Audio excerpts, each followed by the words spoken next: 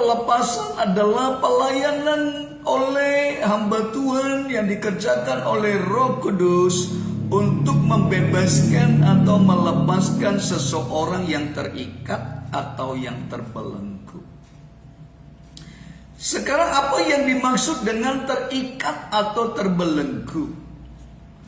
Terikat adalah satu kondisi daripada jiwa seseorang yang dikuasai oleh roh lain, yang dikuasai oleh kuasa lain. Dia yang tentu bukan kuasa Roh Kudus. Saudara, bagaimana orang yang terikat? Ya, Alkitab tadi berkata, tunduklah kepada Allah dan lawanlah iblis. Saudara, Alkitab berkata bahwa iblis, dia adalah musuh kita. Dan Alkitab berkata bahwa dia keliling mengaum-ngaum mencari mangsa seperti singa yang lapar, mencari siapa orang yang bisa diterkamnya. Saudara, maksud diterkamnya adalah dimakan, dikuasai sepenuhnya.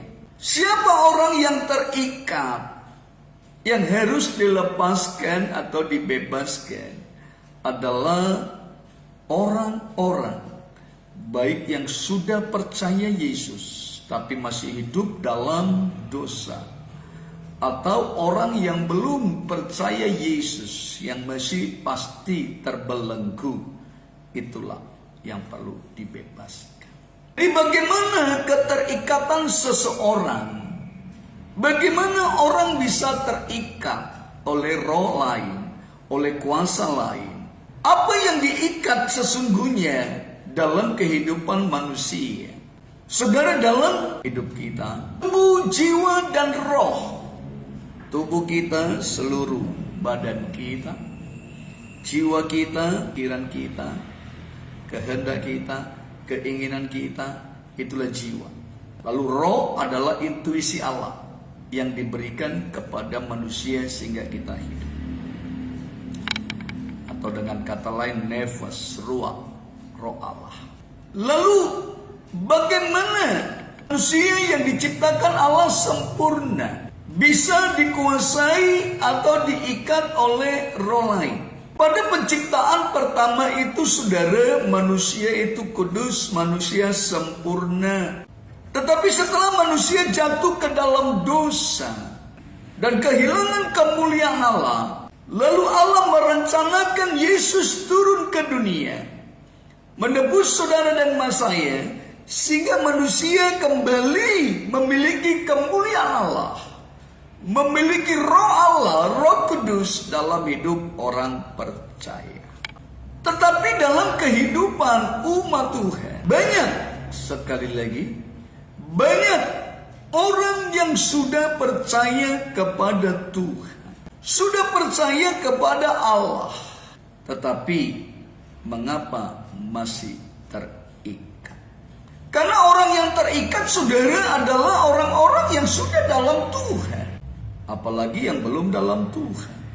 Mengapa bisa terikat? Saudara, manusia mempunyai satu kebebasan penuh diberikan oleh Tuhan untuk memutuskan, melakukan, berbuat segala sesuatu.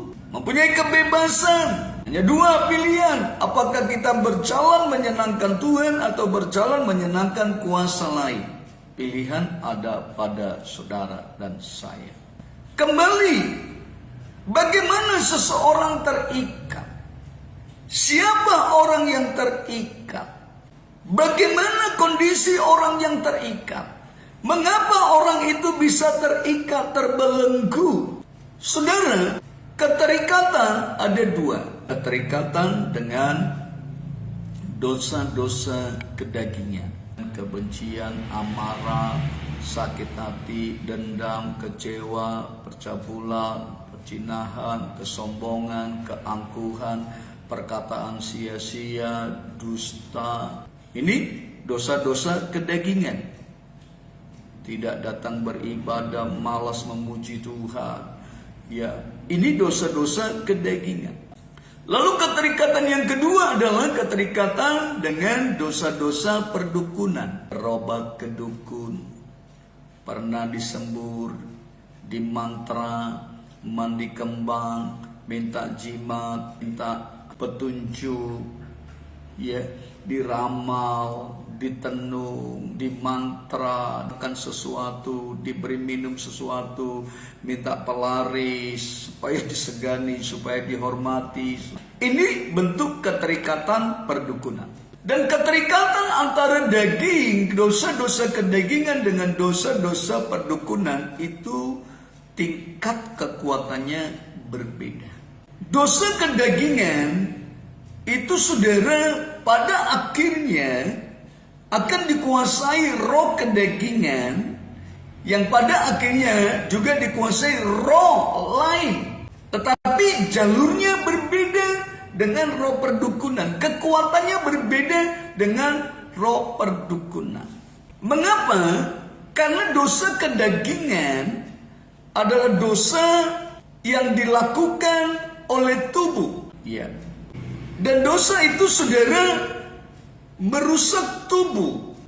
Lalu dosa perdukunan adalah berbicara sampai kepada roh. Jadi kalau dosa kedagingan hanya masuk dalam tubuh jiwa. Tapi kalau dosa perdukunan ini menyangkut roh juga. Dan dosa kedagingan biasanya masuk dalam seseorang. Setelah dia melakukan dosa itu, maka dia terbelenggu dengan ikatan dosa itu. Orang yang mabuk ada roh kemabukan. Orang yang berkata-kata kotor ada roh perkataan sia-sia.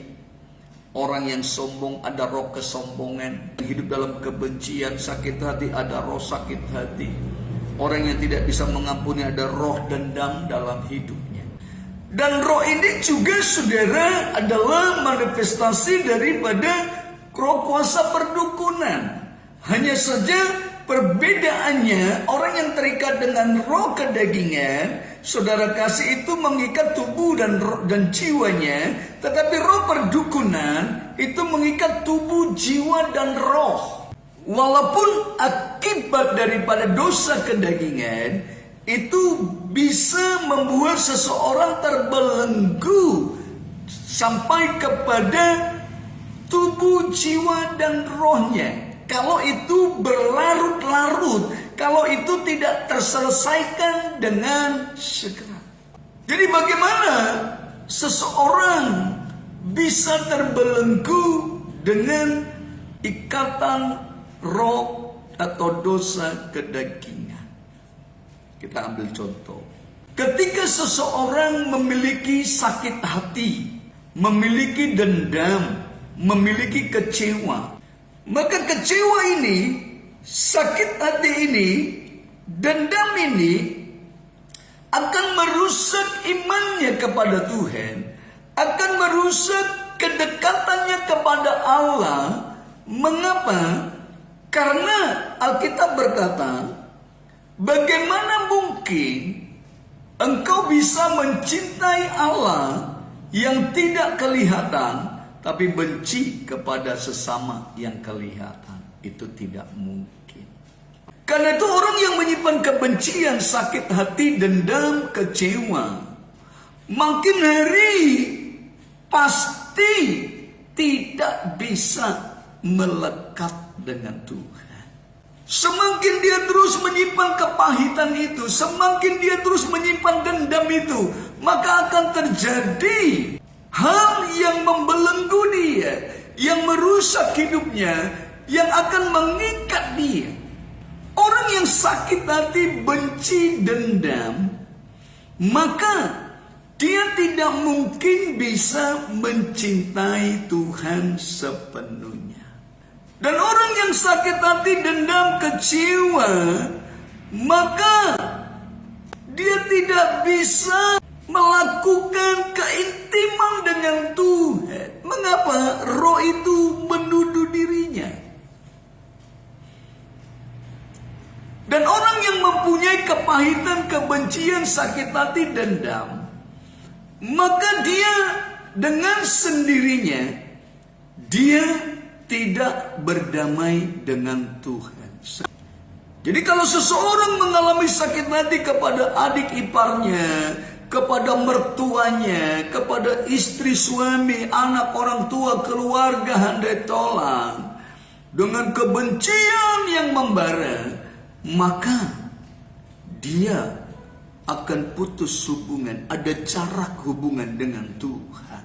Mengapa? Karena Alkitab berkata, jikalau engkau mengampuni kesalahan orang yang bersalah kepadamu, maka Bapa di surga juga mengampuni engkau. Tetapi jikalau engkau tidak mengampuni kesalahan orang yang bersalah kepadamu, maka Bapa di surga tidak mengampuni engkau. Saya pakai kutip dalam bahasa Batak berkata begini. Mulu disesahamu dosa nihalak namar dosa Tuhamu sesal Tuhan dosamu. Alai mulu dan isesahamu dosa nihalak namar dosa Tuhamu tong dan sesal Tuhan dosamu. Artinya, kalau kita tidak mengampuni orang lain, maka Bapa di surga tidak mengampuni kita. Dan dengar, ini sangat penting, Bapak Ibu jemaat Tuhan. Setelah kita percaya Yesus, kita diampuni dari dosa pelanggaran kesalahan kita. Dan pengampunan selanjutnya itu akan terjadi ketika kita mengikut Tuhan, lalu kita melakukan pelanggaran kesalahan dosa, maka pengampunan akan terjadi yang pertama dengan darah Yesus sekali dan selamanya. Lalu pengampunan yang selanjutnya akan terjadi dengan secara otomatis bagi orang percaya. Apabila dia sadar dan minta ampun dengan Tuhan, lalu syarat yang penting di dalam dia memohon pengampunan, kita mengampuni orang lain. Alkitab tadi berkata, jikalau engkau mengampuni, Bapa di surga mengampuni. Jikalau engkau tidak mengampuni, maka Bapa di surga tidak mengampuni. Dan di sini banyak umat Tuhan yang sering terbelenggu, terjebak, menyangka bahwa kebencian itu tidak masalah, menyangka bahwa sakit hati, dendam itu tidak dosa yang berat, menyangka bahwa benci, kecewa itu hal yang biasa. Karena kita berkata, jika engkau marah, janganlah sampai matahari terbenam.